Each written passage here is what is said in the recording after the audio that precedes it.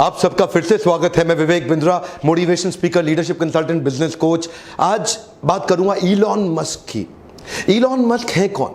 फार sighted, futuristic, barrier free thinking रखने वाले एक South African born Canadian American business magnet है। ये इलॉन मस्क जैसे लोग सदी में दो चार ही पैदा होते हैं। लगभग 100 साल में दो चार लोग ही ऐसे पैदा होते हैं। इलॉन मस्क वो लोग हैं जो फ्यूचर को कंट्रोल करना जानते हैं, एनविजन करके। बचपन से ही 10 साल की उम्र में ही वो इतनी किताबें पढ़ लिए थे जो एक ग्रेजुएट भी नहीं पढ़ पाता। 12 साल की उम्र में घर में पड़े पड़े एक कंप्यूटर से उन्होंने एक गेम बना डाला और उस गेम को उन्होंने $500 के अंदर पहली दफा एक ऑनलाइन कंपनी को सेल कर दिया। बचपन से ही उनका ज्यादा फोकस था कि प्रॉब्लम, सबसे बड़ी प्रॉब्लम है सोल्यूशन ढूंढना। Looking for the solution is the biggest problem. वो क्या कहते थे? एक ही प्रॉब्लम है कि प्रॉब्लम नहीं है, सोल्यूशन ढूंढना बड़ी प्रॉब्लम है। तो उनकी कंपनी के अंदर अगर आके कोई ये बोल देना कि सर ये हो नहीं सकता, तो वो उसकी कंपनी में उसका आखिरी दिन होता था। वो क्या कहते थे?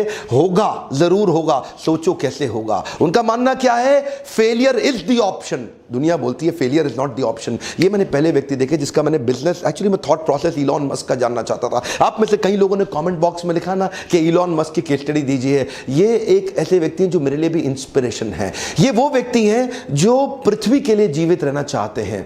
इन्होंने सोलर सिटी बनाई जो कि सस्टेनेबल एनर्जी क्रिएशन पे काम करती है। Solar city sustainable energy creation पे काम करती है। इन्होंने टेस्ला मोटर बनाई जो सस्टेनेबल एनर्जी कंजम्पशन पे काम करती है कि एनर्जी भी पेट्रोल डीजल का चक्कर ही खत्म हो जाए, पोल्यूशन फ्री हो जाए पृथ्वी। और electric vehicles, driverless cars. Actually paranoid व्यक्ति जो केवल हाई क्लास प्रोडक्ट बनाने पे फोकस किया। शुरू से शुरू करते हैं। आज जो कि ये पृथ्वी पे 21वें सबसे शक्तिशाली व्यक्ति माने जाते हैं, ये सेल्फ टॉट प्रोग्रामर हैं और रॉकेट साइंटिस्ट हैं। इन्होंने रॉकेट साइंस की फॉर्मल एजुकेशन नहीं ली, किताबों को पढ़ पढ़ के इन्होंने पूरे रॉकेट साइंस को समझ लिया। बचपन में किताबी कीड़े थे, किताबें पढ़ पढ़ के इन्होंने बचपन में ही एक डीप विजन, एक ऑब्सेशन, परसिस्टेंस क्रिएट कर लिया पृथ्वी को बदलने के लिए। ये कहते हैं great leader don't try to force a square peg into a round hole. वो क्या कहते हैं? स्क्वायर को राउंड में घुसाने की कोशिश नहीं करते। बुद्धिमान व्यक्ति वो है जो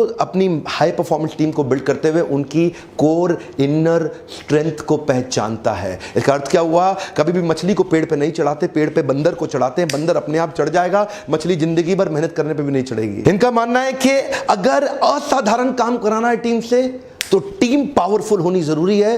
पहली बार में सही आदमी हायर करो। मीडियोकर आदमी जब उससे रिजल्ट अचीव नहीं होता तो वो ये मान लेता है रिजल्ट अचीव इसलिए नहीं हुआ क्योंकि हो नहीं सकता था। लेकिन ये बिल्कुल ऑपोजिट है। ये कहते हैं नहीं हुआ से कोई मतलब नहीं, रिजल्ट तो अचीव करना है, तरीके अलग अलग अपना लो।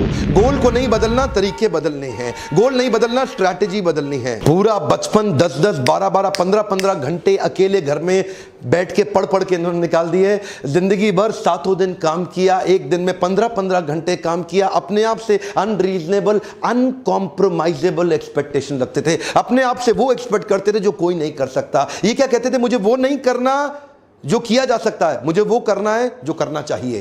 ये नहीं बोलते I don't expect to do what is possible, I want to do what is needed to be done। इनकी वर्ल्ड क्लास कंपनीज की लिस्ट में Zip2, X.com, PayPal, SpaceX, Tesla, solar city, hyperloop, open artificial intelligence, Neuralink, the boring company, जिनमें से SpaceX, Tesla और solar city की चर्चा और hyperloop की चर्चा पूरी दुनिया कर रही है। ये कहते थे मैं मंगल ग्रह पर लोगों को भेजूंगा, मंगल ग्रह पे जीवन चालू कर दूंगा। एक एक करके आता हूं। 95 में अपने भाई किम्बल के साथ मिलकर इन्होंने Zip2 की शुरुआत करी और ये Zip2 में इनको जल्दी ही फंडिंग भी मिल गई। शुरू में अपने पिता के पैसे से किया, बाद में एक्सटर्नल फंडिंग मिली, बोर्ड ऑफ डायरेक्टर्स बढ़ते चले गए और आगे चल के क्योंकि अभी ये यंग थे, इनका एक्सपीरियंस उतना बड़ा था नहीं, तो बोर्ड ऑफ डायरेक्टर्स ने सोचा यार ये आदमी सीईओ बनने के लायक नहीं, उसको सीईओ की पोजीशन से हटा दिया क्या। एनीवेज बाद में टेक बबल, आपको पता है सन 2000 से पहले 99 में ये फटने की कागार पे था, तो सारे बोर्ड ऑफ डायरेक्टर्स ने मिलकर सोचा इस कंपनी को बेच देते हैं। कॉम्पैक्ट को वो कंपनी बेच दी गई, जहां से जो पैसा मिला उसमें इनका 7% इक्विटी था, जिसमें इनको $22 मिलियन तुरंत मिला। और वो $22 मिलियन ये घर में रख करके रईस आदमी की तरह घूम सकते थे। छोटे थे, यंग थे, लेकिन वो पूरे $22 मिलियन एक एक करके उन्होंने आगे इन्वेस्टमेंट शुरू कर दी और तुरंत चालू चालू करी x.com। ये एक ऑनलाइन ट्रांजैक्शन की ऑनलाइन बैंकिंग कंपनी थी, अपने आप में पहली ऐसी कंपनी दुनिया भर में। आगे चल के कन्फिनिटी नाम की एक कंपनी के साथ इसका क्लैश हुआ, लेकिन उसी समय दोनों कंपनी मर्ज हो गई और उसका नाम पड़ गया पेपैल। क्या आप जानते हैं पेपैल? दुनिया भर में आज पेपैल फेमस है। उसको किसने स्टार्ट किया, उसको किसने बड़ा रूप दिया? वो इलॉन मस्क ही थे। उनका जो सीटीओ था ना, चीफ टेक्निकल ऑफिसर, उसके साथ इनकी बहसबाजी हो गई। ये सीईओ थे, वो सीटीओ थे, और बहस ऐसा हुआ कि वो सोच रहे थे कि लाइनेक्स पे रखें इसको कि विंडोज पे लेके जाएं, और उस बहस के चक्कर में सीटीओ ने बाकी बोर्ड को अपने साथ लिया। ये भाई साहब की अभी नई शादी हुई थी इलॉन मस्क की, ये गए हुए थे हनीमून पे, पीछे से उन्होंने इसको बाहर निकाल दिया और सीईओ की पोजीशन से बाहर कर दिया। बहरहाल उस कंपनी से भी बाहर हुए ये, लेकिन तब बाहर होते वक्त इनका शेयर बहुत बड़ा हो चुका था। $165 मिलियन लेके बाहर निकले तो रुके नहीं। अब क्या सोचे? मुझे लगता है कि मंगल ग्रह पे जीवन होना चाहिए। ये सोचे मंगल ग्रह पे पेड़ पौधे उगाऊंगा, उसके बाद लोगों को बसाऊंगा, पूरा जीवन बसाऊंगा। ये रशिया गए। रशिया जाके उन्होंने बोला कि कुछ ऐसे रॉकेट्स का अरेंजमेंट किया जाए कि जिससे मैं मंगल ग्रह जा सकूं। उन्होंने इनको प्रपोजल दिया कि $8 मिलियन लगेगा। अब ये सोचने लगे, यार $8 मिलियन तो बहुत ज्यादा है। ये रशिया में काफी नेगोशिएट करने की कोशिश जब की तो उनके प्रोजेक्ट को रिजेक्ट कर दिया गया। ये वापस आ गए। वापस आके सोचे क्यों ना मैं ये कंपनी खुद ही बना लूं, तो पढ़ने लग गए। अपने आप पढ़ के इन्होंने अपने आप उसी समय स्पेसएक्स कंपनी फाउंड करी। जिस प्रकार हेनरी फोर्ड ने commercially viable automobile industry create करी, उससे पहले गाड़ियां बड़ी महंगी बनती थी। हेनरी फोर्ड ने उसको कमर्शियली वायबल बनाने के लिए बड़ा एक असेंबली लाइन बना दिया। बोले जैसे हेनरी फोर्ड ने उसको कमर्शियली वायबल किया, तो मैं स्पेस ट्रैवल को कमर्शियली वायबल क्यों नहीं कर सकता? $8 मिलियन तो बहुत ज्यादा है एक रॉकेट का। तो ये सोचने लगे कुछ ऐसा किया जाए कि रीयूजेबल रॉकेट तैयार किए जाएं।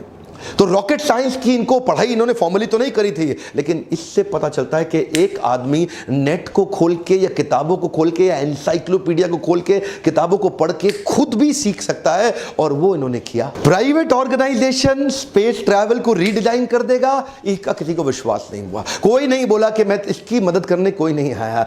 एक्चुअली मुद्दा यह नहीं था कि रॉकेट को ऑर्बिट में पहुंचाना है। एक्चुअली मुद्दा यह था कि लो कॉस्ट में रॉकेट को ऑर्बिट में पहुंचाना है, और उसी रॉकेट को फिर वापस भी लेके आना है उसको रीयूज करने के लिए।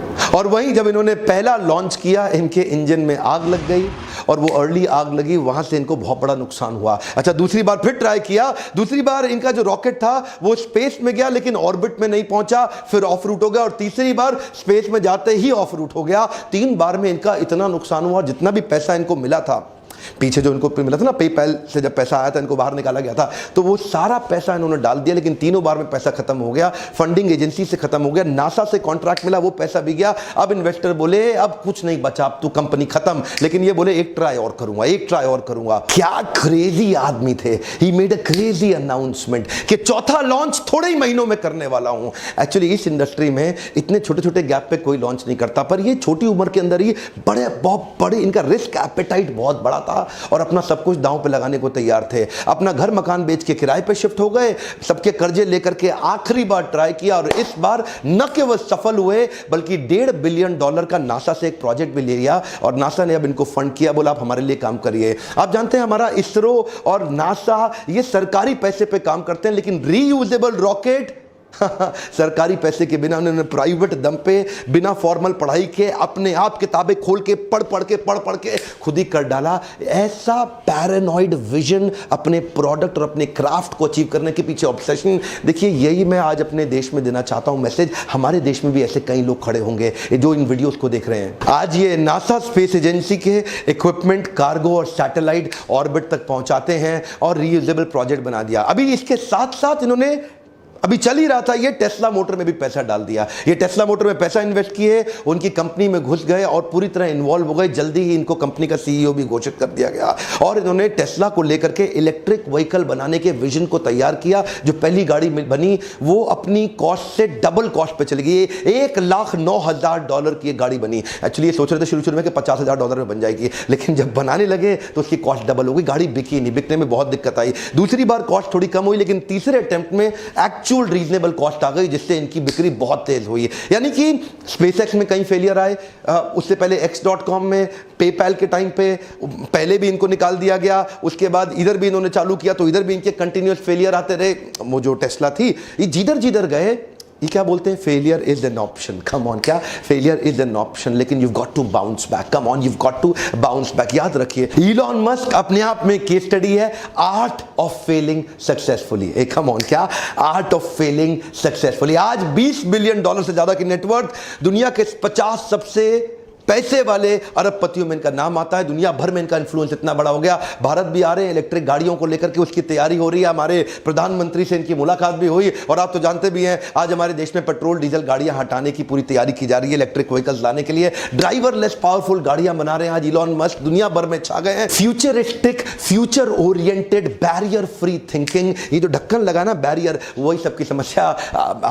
आज एक बात कहना चाहता हूं, कुछ भी भूल जाना जिंदगी में, ये बाउंस बैक को मत भूलना, हमेशा बाउंस बैक करना। मैं हर वीडियो में बताने की कोशिश करता हूं, मेरे बाउंस बैक सीरीज के पावरफुल मोटिवेशनल इवेंट्स भी होते हैं, आप भी आइएगा। वीडियो के एंड में नीचे जाके चेक करिए, डिस्क्रिप्शन में लिंक दिया होगा, क्लिक करिए और अपनी सीट ब्लॉक करिए।